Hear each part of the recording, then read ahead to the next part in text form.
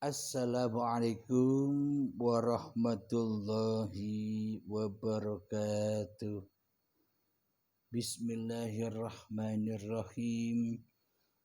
Ashhadu an la ilaha illallah wa ashhadu anna Muhammadar Rasulullah.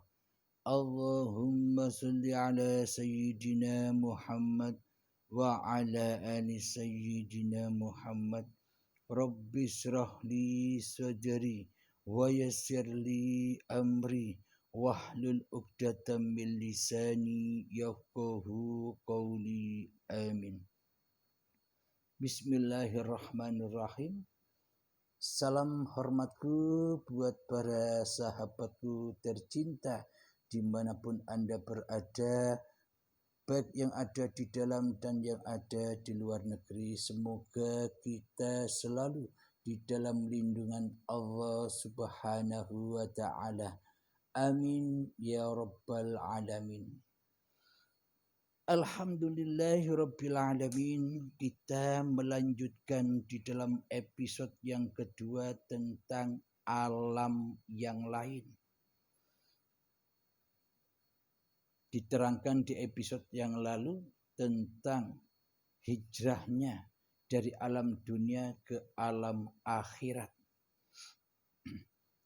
Hijrahnya dari alam linafsi kepada alam lillahi ta'ala. Hijrahnya dari alam kemanusiaan menuju alam ketuhanan. Hijrahnya dari alam gaibnya Allah di hati kita serta nyatanya wujud diri manusia kita di hati kita. Hijrah berpindah bahwa sebenarnya hakikatnya hanya Allah lah yang wujud, diri kitanya gaib. Jadi berpindah dari kenyataan bahwa di dalam hati kita selama ini yang percaya, yang berkedudukan, yang bergolongan di hati kita menggaibkan Allah, berpindah bahwa Allah lah yang wujud. Semuanya ada pada masing-masing hati kita sendiri-sendiri. Saya tidak bisa menuduh hati Anda ateis, hati Anda tak bertuhan, karena saya tidak tahu isi hati Anda. Karena saya hanyalah tahu kepada hanya isi hati saya sendiri saja. Maka dari itu hanya masing-masing diri Anda lah yang tahu tentang kondisi hati Anda sendiri. Allah gaibkah ataukah Allah nyata bagi Anda? Allah tiadakah atau Allah yang hudur di hati Anda? Hanyalah kita sendiri yang tahu. Maka di paparan ini sambil menyimak paparan Anda cek hati masing-masing diri Anda, di mana Anda bergolongan, di golongan Fir'aunkah atau di golongan para nabi dan para rasul, berada di dalam, diutus menjadi rasulnya hawa nafsu iblis dan syaitankah di hati Anda, atau sudah berpindah diutus dan menjadi Rasulullah, hamba yang hanya mengabdi kepada Tuhannya, hamba yang hanya diutus oleh Tuhannya daripada hawa nafsunya sendiri. Hanyalah kita sendiri-sendiri yang tahu itu. Kalau kita sudah tahu semua keadaan-keadaan hati kita, begitu sulitnya berhijrah, begitu sulitnya pindah dari alam dunia ke alam akhirat. Hingga diibaratkan saking sulitnya melewati masa-masa itu, saking sulitnya mewujudkan Allah, saking sulitnya bertemu Allah, saking sulitnya bermakrifat kepada Allah, hingga manusia membayang-bayangkan, hingga manusia mengibaratkan, hingga manusia mengkias-kiaskan, hingga manusia mensanepan-sanepankan seperti rambut dibelah 7 dan tajamnya 1000 pedang. Maka tidak akan sanggup seluruh manusia, jangankan manusia, kutu pun tak akan bisa melewatinya. Jadi tak satu pun manusia bisa melewati itu semua. Jadi maknanya tak satu pun manusia bisa bermakrifat kepada Allah, kecuali hanyalah manusia yang dipilih Allah, kecuali hanyalah manusia yang dikehendaki oleh Allah, kecuali hanyalah manusia yang menjadi utusan Allah. Maknanya di dalam hatinya sudah nyata Allahnya daripada dirinya sendiri. Berarti ini berada di golongan Allah Maha Wujud, Allah Maha Nyata. Inilah hamba Allah, inilah Abdullah, dan inilah golongan Rasul-Rasul Allah.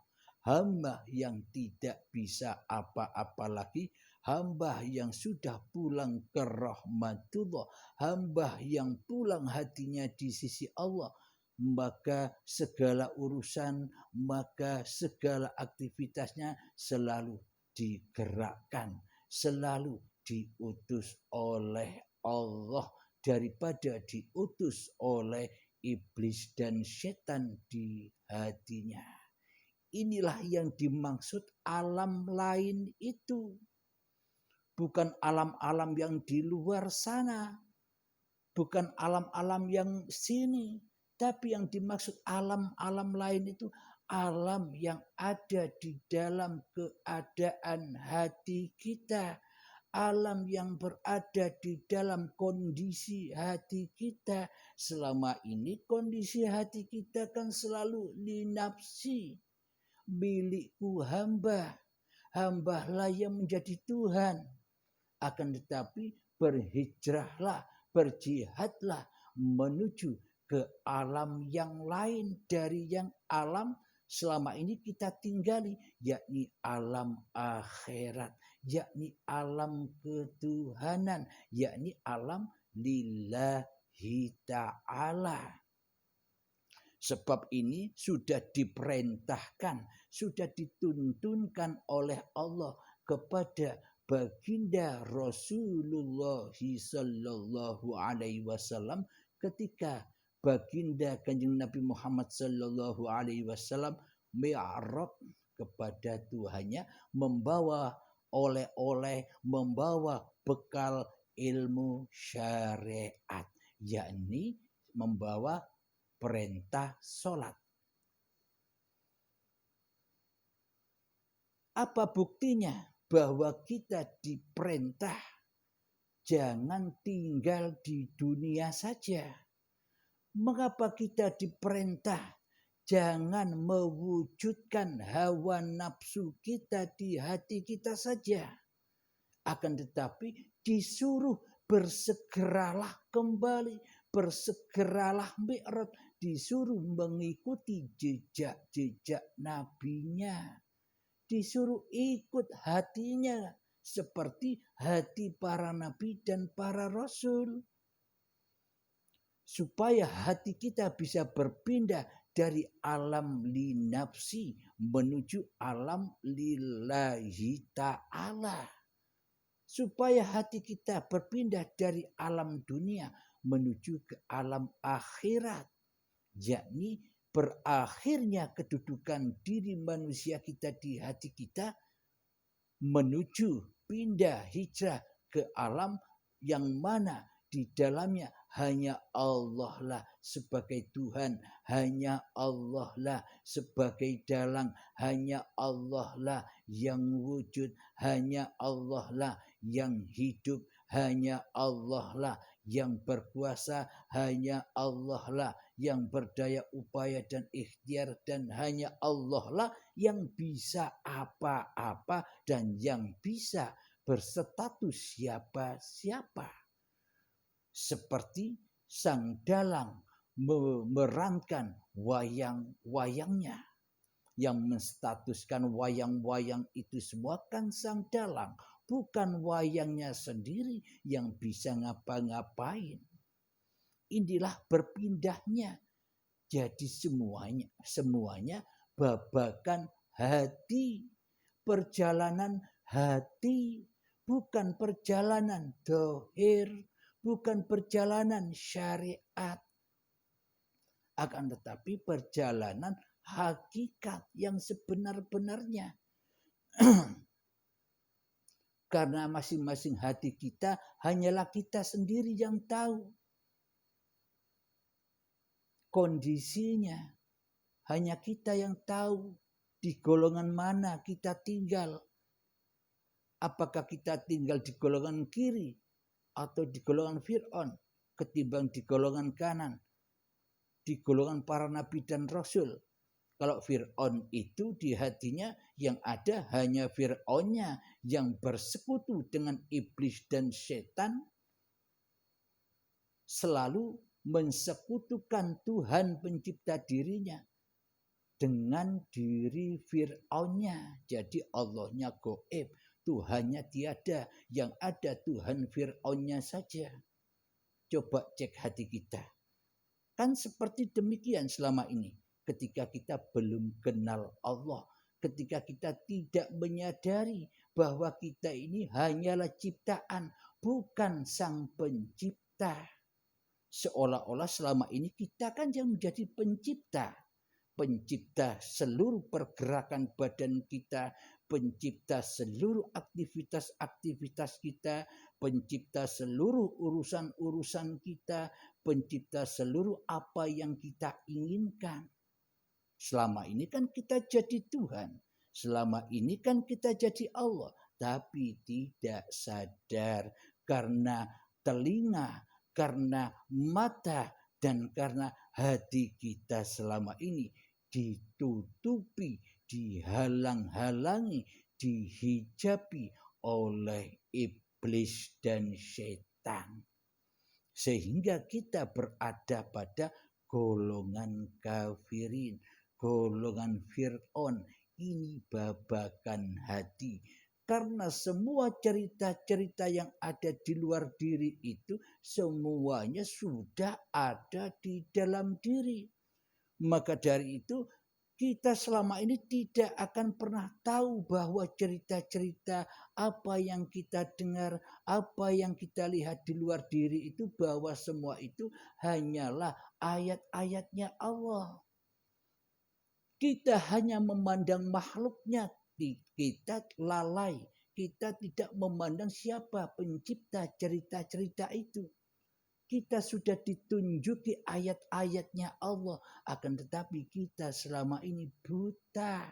Kita hanya memandang, menyaksikan sosok-sosok ceritanya saja. Siapa yang menjadi sosok-sosok di dalamnya? Kita tidak pernah menyaksikan siapa sih yang memperjalankan sosok-sosok itu. Maka dari itulah selama ini kita berada di dalam golongan kiri, di dalam golongan Fir'aun, di dalam golongan Namrud, di dalam golongan kafirin, bersama kumpul dengan iblis dan setan. Itulah hakikat alam lain, itulah hakikat alam neraka. Dan tinggal di dalam neraka abadan abada, selama-lamanya, hingga waktu yang ditentukan. Jadi jangan kira neraka itu besok. Memang benar neraka itu besok, bagi orang-orang yang tak bertuhan, bagi orang-orang yang masih menjadi Fir'aun, orang-orang yang masih mentiadakan, menggoibkan Allah di hatinya, neraka dan surga ya besok bukan sekarang. Bagi manusia yang masih mempertuhankan hawa nafsu iblis dan setannya di hatinya. Akan tetapi bagi manusia yang sudah dikehendaki kembali kepada Tuhannya, maka manusia itu akan tahu. Bukan manusianya yang tahu loh ya. Jangan salah paham. Maka manusianya akan tahu cerita-cerita yang diceritakan di dalam syariat itu. Oh ternyata sudah terjadi selama ini. Yakni babakan hati, yakni perjalanan hati, yakni kondisi hati. Karena Allah hanya memandang hati. Kalau manusia kan hanya memandang zahir. Manusia hanya memandang syariat-syariatnya. Karena seolah-olah syariat itu hanyalah syariat manusianya. Karena manusia menyangka bahwa yang bisa bersyariat itu hanyalah manusianya. Allahnya tidak bisa ngapa-ngapain. Allahnya tidak bisa berkuasa apa-apa terhadap dirinya. Anggapan kita, iman akidah kita selama ini kan begitu. Bagaimana mungkin kita bisa menyembah Allah sementara yang jadi Allah selama ini diri kita sendiri tanpa kita sadari. Kita telah lancang menduduki posisi Allah daripada posisi sebagai hamba di hati kita. Inilah golongan Fir'aun itu. Nah, coba perhatikan hati kita. Coba hayati pada golongan mana kita berdiri, pada golongan mana kita berkumpul, berjamaah selama ini. Bila kita sudah tahu, oh ternyata aku selama ini berada di golongan jahiliyah. Pada golongan jahiliyah. Pada golongan jahiliyah. Karena belum kedatangan Rasulullah, karena belum kedatangan Muhammad Rasulullah yang mengingatkan untuk kembali kepada Allah. Karena hati kita selama ini masih jahiliyah akan Tuhannya. Belum kedatangan Muhammad Rasulullah yang membawa innama bu'istu liutammima makarimal akhlak, membawa akhlak-akhlak terpuji, akhlak kepada Tuhannya. Hati kita selama ini belum kedatangan Rasulullah. Maksudnya Rasulullah itu apa? Kita belum sadar bahwa kita ini hanyalah hamba, hanyalah makhluk yang tidak bisa apa-apa kecuali hanya diutus oleh Allah, kecuali hanya digerakkan oleh Allah, kecuali hanya diperjalankan oleh Allah. Nah, inilah yang dimaksud berpindahnya dari alam jahiliyah, berpindahnya dari alam kegelapan menuju ke alam yang terang benderang, menuju ke alam keimanan, berpindah dari linafsi menuju lillahi ta'ala. Itulah semua maksud syariat-syariat yang diemban, yang dibawa oleh junjungan kita Nabi besar Muhammad sallallahu alaihi wasallam. Semuanya pada babakan hati. Bila babakan hati sudah suci, maka sucilah syariat-syariat itu. Bila di hati kita masih kotor, masih dikuasai oleh Fir'aun, masih bersekutu dengan iblis dan setan, yakni mensekutukan Allah, menggoibkan Allah, selamanya apa yang kita jalankan, apa yang beraktivitas pada diri kita, semuanya ada di lembah neraka. Sampai kapan? Selama-lamanya, sampai baiat itu datang. Kapan baiat itu datang? Saat ini atau nanti saat sakaratul maut? Semua tergantung Allah yang menguasai masing-masing diri manusia kita. Alhamdulillahirabbil alamin. Semoga kita semua selamat sampai tujuan. Rabbana atina fid dunya hasanah wa fil akhirati hasanah wa qina adzabannar. Wa sallallahu ala sayyidina Muhammad wa ala alihi wa sahbihi wasallam. Walhamdulillahi rabbil alamin. Assalamualaikum warahmatullahi wabarakatuh.